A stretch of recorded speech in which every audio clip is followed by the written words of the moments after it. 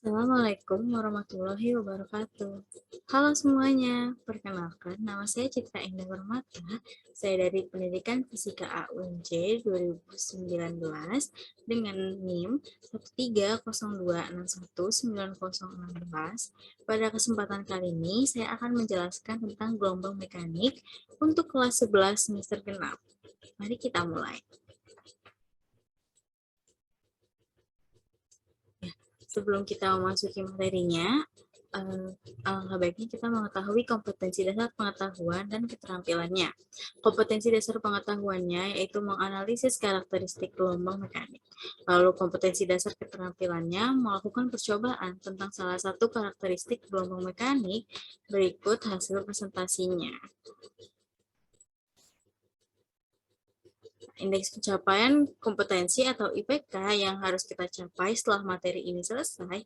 Yang pertama adalah menjelaskan istilah-istilah pada gelombang, lalu menganalisis panjang gelombang, periode, dan frekuensi gelombang dan cepat lambat gelombang, menganalisis gelombang transversal dan gelombang longitudinal, menerapkan gerak dari gelombang transversal dan gelombang longitudinal, menjelaskan fase dan beda fase, menjelaskan energi dan intensitas gelombang, lalu yang terakhir menganalisis karakteristik gelombang mekanik. Apa itu gelombang? Gelombang merupakan proses merambatnya suatu getaran yang tidak disertai dengan perpindahan medium perantaranya, tetapi hanya memindahkan energi. Partikel yang dilalui gelombang hanya akan bergerak naik turun di sekitar titik timbangnya. Jadi, gelombang tidak memindahkan partikel yang dilaluinya, melainkan memindahkan energi dari satu tempat ke tempat lain. Menurut medium perambatannya, ada berapa macam-macam gelombang sih yang kalian tahu?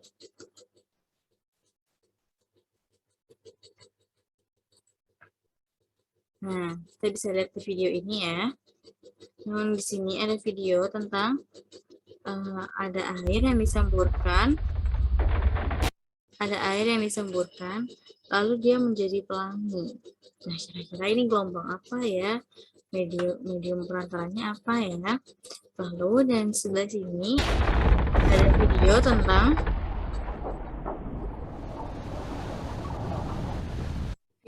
gelombang air. Kira-kira ini gelombang apa ya? Gitu ya.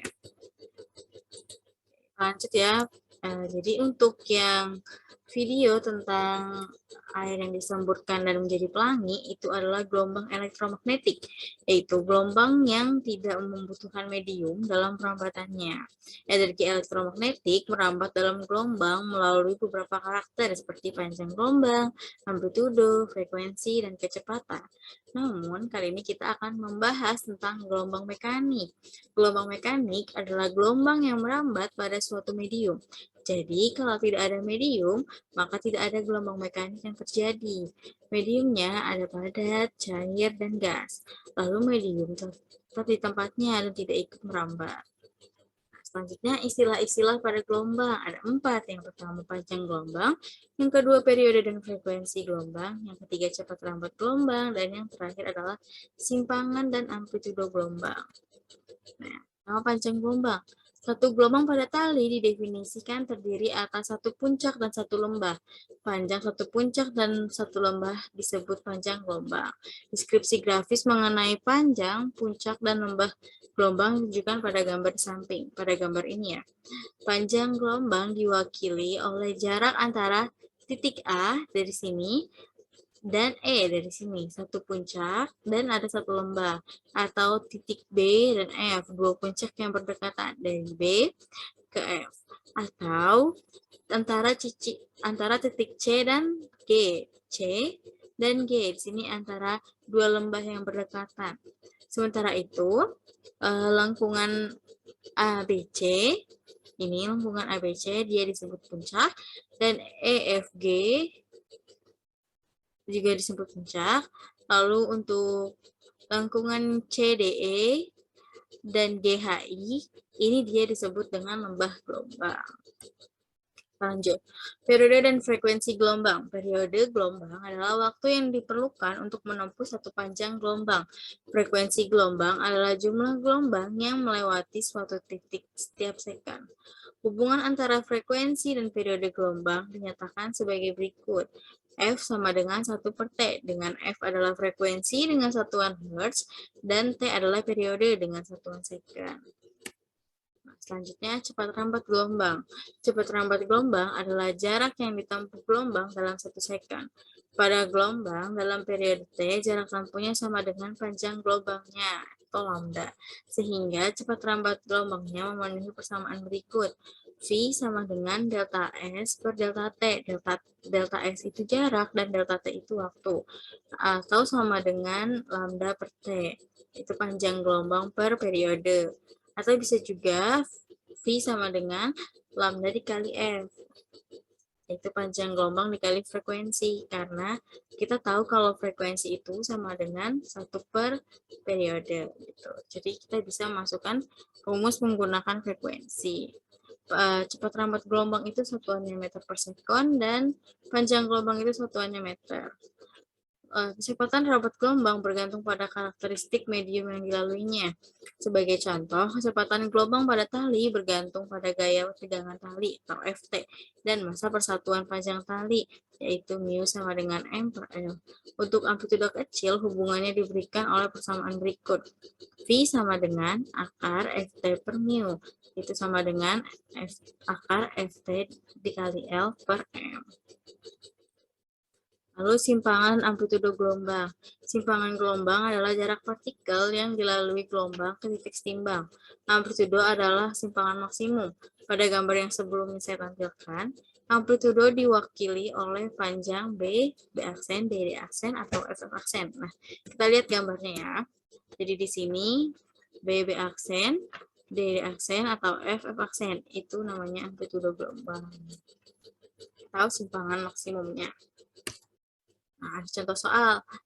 Seorang nelayan bernama Iskandar mencatat bahwa puncak gelombang air laut melewati bagian bawah perahunya setiap 3 second.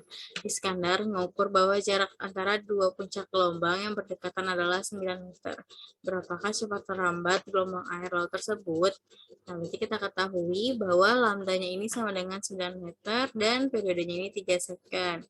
Maka cepat rambatnya itu adalah 9 dibagi 3, itu 3 meter per second.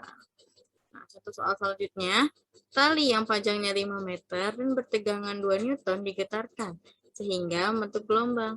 Jika massa tali 6,25 dikali 10 pangkat minus 3 kg, tentukan cepat rambat gelombangnya.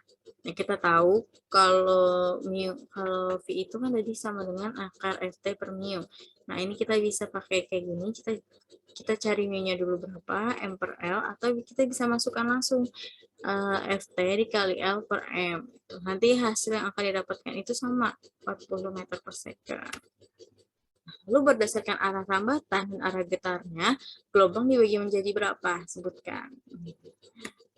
Nah, di sini ada gelombang transversal dan gelombang longitudinal. Jadi, gelombangnya itu dibagi menjadi dua menurut arah getarnya, itu transversal dan longitudinal. Coba kita lihat. Pada video pertama, nah, kita melihat ada tali yang dibikin gelombang-gelombang gitu ya. Nah, ini gelombang apa maksudnya? Gelombang transversal apa longitudinal? Lalu untuk video kedua, wah ada orang yang main slinky nih. Kalau slinky itu maksudnya ke transversal atau longitudinal ya. Nah, kita simak. Jadi untuk yang video pertama itu adalah gelombang transversal. Karena ketika gelombang merambat pada tali, partikel-partikel pada tali bergetar naik turun dalam arah yang tegak lurus dengan arah gerak gelombang itu sendiri. Seperti telah diilustrasikan pada gambar di samping seperti ini ya. Kayak tadi, ini gambar kayak video pertama kalau ada tali digetarkan. Nah, gelombang ini disebut gelombang transversal. Nah, selain gelombang transversal, ada juga gelombang longitudinal. Pada gelombang longitudinal, partikel-partikel medium yang dilalui gelombang bergetar dalam arah yang sejajar dengan arah rambatnya. Ketika sebuah selingki digetarkan sejajar panjangnya pada salah satu ujungnya, getaran itu akan dirambatkan di sepanjang selingki sehingga timbul rapatan dan regangan. Seperti dulu diilustrasikan pada gambar di bawah. Nah, jadi kalau yang sebelumnya itu kita tahu gelombang ada puncak dan lembah, maka kalau di gelombang longitudinal ada rapatan dan regangan. Nah, satu lambda itu terdiri dari satu rapatan dan satu renggangan. Seperti yang tadi saya bilang, pada gelombang longitudinal, panjang gelombang didefinisikan sebagai panjang satu rapatan ditambah satu renggangan. Frekuensi gelombang adalah jumlah rapatan atau jumlah renggangan yang melewati suatu titik tiap sekon. Adapun cepat rambat gelombang sama dengan hasil kali panjang gelombang dan frekuensi gelombang. Kecepatan rambat gelombang longitudinal bergantung pada medium yang dilaluinya. Pada zat padat, kecepatan rambat gelombang dinyatakan oleh V sama dengan akar E per rho. E itu adalah modulus elastisitas zat padat atau satuannya Newton meter persegi, dan rho itu massa jenis zat padat dengan satuannya kilogram meter kubik. Sementara itu, cepat rambat gelombang longitudinal pada zat cair atau gas adalah V sama dengan akar B per rho. B ini modulus bulk, zat cair atau gas, satuannya Newton meter persegi, dan rho massa jenis zat cair atau gas, kilogram meter kubik satuannya. Nah, contoh soalnya diketahui massa jenis air dan baja masing-masing 1000 kg per meter kubik dan 7.800 kg per meter kubik. Modulus bulk airnya 2 kali 10 pangkat 9 Newton per meter persegi dan modulus elastisitas bajanya 2 kali 10 pangkat 11 Newton per meter persegi. Hitung cepat rambat bunyi pada air dan baja. Nah, kita ketahui tadi sebelumnya kalau untuk air itu adalah V sama dengan akar B per rho atau modulus bulk per massa jenisnya. Kalau untuk zat padat, ini baja itu zat padat ya, kita menggunakan rumus V sama dengan akar E per rho. E ini modulus elastisitasnya dan rho ini massa jenisnya. Selanjutnya, bunyi merambat pada besi yang memiliki modulus elastisitas 10 pangkat 11 Newton per meter persegi dan massa jenis 7.600 kg per meter kubik. Jika frekuensi bunyi 5.000 Hz, berapa panjang gelombangnya? Nah, kita di sini bisa cari dulu V-nya berapa. Karena di sini kita udah dikasih tahu ya modulus elastisitasnya dan massa jenisnya. Kita dapat mencari cepat rambatnya yaitu sekian. 3,581 meter per second.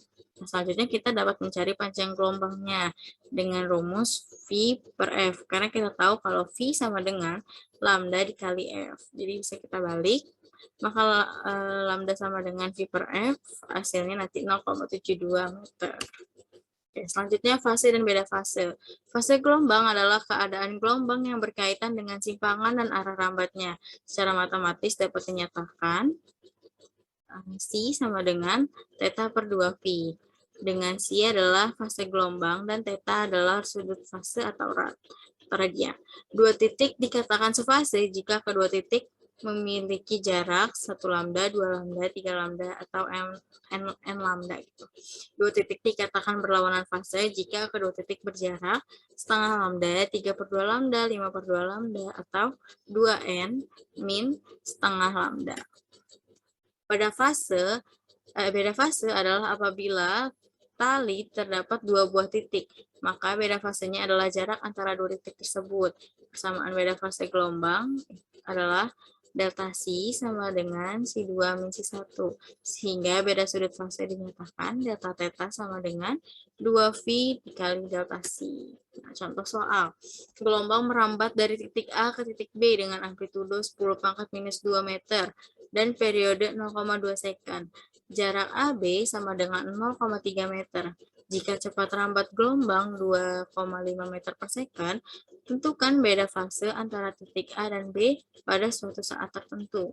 Nah, diketahui A itu 10 pangkat minus 2, T-nya 0,2 second, lalu jaraknya itu AB gitu ya. Itu sama dengan 0,3 dan cepat rambatnya 2,5 meter per second. Kita bisa cari yang pertama itu kita bisa ketahui di sini ya.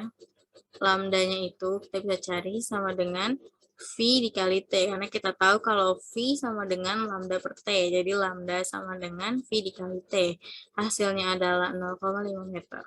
Sehingga diperoleh beda fasenya itu, atau deltasinya itu jarak per lambda.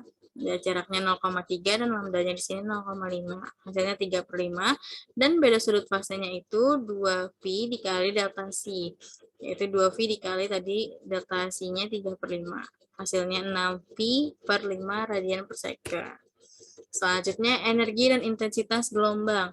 Ketika gelombang merambat pada suatu medium, gelombang tersebut memindahkan energi dari satu tempat ke tempat lainnya. Energi yang dipindahkan berupa energi getaran dari suatu partikel ke partikel lain dalam medium yang dilaluinya. Untuk gelombang sinusoidal dengan amplitudo A dan frekuensi sudut omega, setiap partikel memiliki energi sebesar E sama dengan setengah M omega kuadrat A kuadrat. Persamaan di atas menunjukkan bahwa energi gelombang sebanding dengan kuadrat amplitudo. Semakin besar amplitudonya, semakin besar pula energi gelombangnya. Energi yang dipindahkan gelombang setiap satuan luas, setiap satuan waktu disebut intensitas gelombang. Oleh karena energi persatuan waktu adalah daya, intensitas gelombang juga sama dengan daya dibagi luas. Untuk gelombang yang menyebar ke segala arah, intensitasnya pada suatu jarak R dari sumber memenuhi persamaan berikut. Intensitas sama dengan daya per luas atau P per 4V R kuadrat. Nah, contoh soal. Intensitas gelombang yang dihasilkan gempa bumi pada jarak 100 km dari hipocentrum adalah 1 kali 10 pangkat 6 watt per meter persegi. Berapakah intensitas gelombang tersebut pada jarak 400 km dari hipocentrum? Nah, ini kita bisa menggunakan perbandingan ya. Jadi, I2 sama dengan 1/16 I1, karena kita bisa membandingkan. Kalau dari sini jarak pertamanya itu kan 100 dan jarak keduanya itu 400. Nah, 100/400 itu kan 1/4, sedangkan tadi kita punya rumus kalau P sama P per 4PR kuadrat. Jadi R-nya ini kita kuadratin. Perbandingan dari 1/4 ini kita kuadratin. 1 kuadrat itu 1 dan 4 kuadrat itu 16. Makanya di sini adalah 1/16. Nah, ini I2 per I1 karena berbanding terbalik gitu. Hasilnya nanti 6,25 dikali 10 pangkat 4 watt per meter persegi. Nah, apa saja karakteristik gelombang mekanik yang kalian ketahui?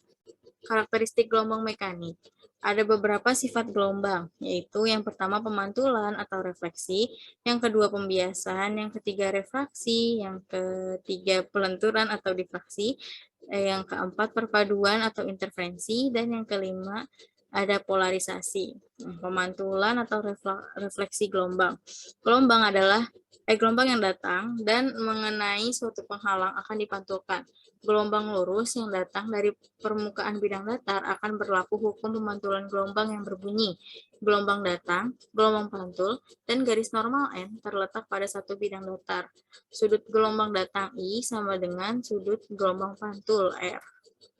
Lalu, pembiasan atau refraksi gelombang. Pembiasan adalah peristiwa pembelokan gelombang. Seperti pada peristiwa pemantulan, gelombang yang datang menuju medium yang berbeda akan dibiaskan. Dan berlaku hukum pembiasan gelombang yang berbunyi, yang pertama gelombang datang, gelombang bias, dan garis normal N terletak pada satu bidang datar.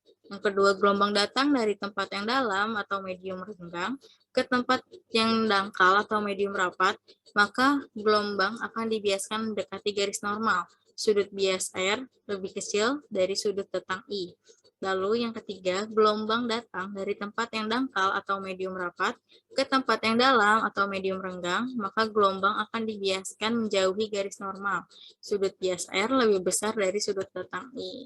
Nah, ini gambar untuk pembiasan atau refraksi gelombang ya. Persamaan umum yang berlaku untuk pembiasaan gelombang adalah persamaan Snellius, yaitu N sama dengan N/2 per N1, sama dengan sin I per sin R, sama dengan V1 per V2, sama dengan lambda 1 per lambda 2. Nah, untuk penjelasannya bisa dilihat di sini. N itu indeks bias relatif medium 2 terhadap medium 1, N2 indeks bias medium 2, N1 indeks bias medium 1, I itu sudut gelombang datang, R itu sudut gelombang bias, lalu V1 itu cepat rambat gelombang medium 1, V2 cepat rambat gelombang medium 2, lalu lambda 1 ada panjang gelombang medium 1, dan lambda 2 adalah panjang gelombang medium 2. Selanjutnya, pelenturan atau difraksi gelombang. Difraksi gelombang adalah pembelokan gelombang yang disebabkan oleh adanya penghalang berupa celah sempit. Celah bertindak sebagai sumber gelombang, berupa titik dan gelombang yang melalui celah dipancarkan berbentuk lingkaran dengan celah tersebut sebagai pusatnya. Nah, sini kita bisa lihat kalau ada gelombang yang datang, lalu di sini ada celahnya. Maka yang menembus ke celah ini akan berbentuk seperti lingkaran. Selanjutnya, perpaduan atau interferensi gelombang. Interferensi gelombang adalah perpaduan atau superposisi gelombang ketika dua gelombang atau lebih tiba di tempat yang sama pada saat yang sama. Interferensi dua gelombang dapat menghasilkan gelombang yang amplitudenya saling menguatkan, interferensi maksimum atau konstruktif, dan dapat pula menghasilkan gelombang yang saling melemahkan atau interferensi minimum atau destruktif. Nah, di sini ada gambar. Jadi kalau misalkan dari kiri ada gelombang, yang ini ada puncaknya, lalu dari kanan ingin ke kiri juga itu ada puncak, maka saat mereka bertemu gitu, saat kedua gelombang ini bertemu, maka mereka akan saling menguatkan. Nah, selanjutnya mereka akan tetap jalan masing-masing, yang dari kanan tetap ke kanan dan yang dari kiri tetap ke kiri. Nah, untuk yang gambar yang B, kita lihat di sini ada dari kanan itu puncak dan ada dari kiri itu puncak dan ada dari kanan itu lembah ya. Saat mereka bertemu, maka mereka akan saling meniadakan gitu atau melemahkan. Nah, tapi selanjutnya mereka tetap akan berjalan sendiri lagi gitu. Jadi yang lembah tetap jalan ke kiri terus dan yang puncak itu akan terus jalan ke kanan. Saya lihat di sini, untuk yang A, misalkan ini ada dua gelombang yang sama gitu ya. Nah, hasilnya nanti dia akan semakin besar, atau ini interferensi maksimum.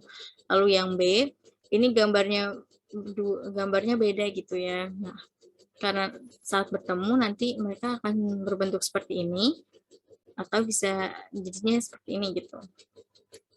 Ini interferensi yang melemahkan atau saling menihadapkan. Secara matematis, interferensi maksimum dan minimum dapat ditulis dengan persamaan berikut. Delta C sama dengan delta X per lambda, sama dengan 0, 1, 2, 3. Gitu. Nah, interferensi minimum delta C sama dengan delta X per lambda. Itu setengah, 2 per 2, 3 per 2, 5 per 2. Dalam hal ini, delta X itu adalah selisih jarak yang ditempuh antara kedua gelombang yang bertemu. Selanjutnya, polarisasi gelombang. Polarisasi gelombang adalah penyerapan sebagian arah getar gelombang karena melalui sebuah celah. Polarisasi gelombang hanya terjadi pada gelombang transversal saja. Itu artinya polarisasi tidak dapat terjadi pada gelombang longitudinal, misalnya pada gelombang bunyi. Peristiwa polarisasi dapat divisualisasikan dengan membayangkan gelombang transversal pada seutas tali. Contoh soal, berkas gelombang datang pada permukaan suatu medium dengan sudut datang 53 derajat. Akibatnya kecepatan gelombang tersebut menurun dari 8 meter per sekon menjadi 5 meter per sekon. Berapakah sudut bias berkas gelombang tersebut? Nah, ini juga kita bisa pakai perbandingan ya. Jadi kita ketahui kalau sin I per sin R itu sama dengan V1 per V2, maka kita bisa dapat seperti ini gitu. Nah, kita dapatkan R sama dengan 30 derajat. Sekian pembelajaran gelombang mekanik dari saya. Jika ada kekurangan atau mungkin ada ingin pertanyaan, bisa disampaikan di komentar ya. Kalau ada kekurangan, saya mohon maaf juga. Wabillahi taufiq walhidayah. Wassalamualaikum warahmatullahi wabarakatuh.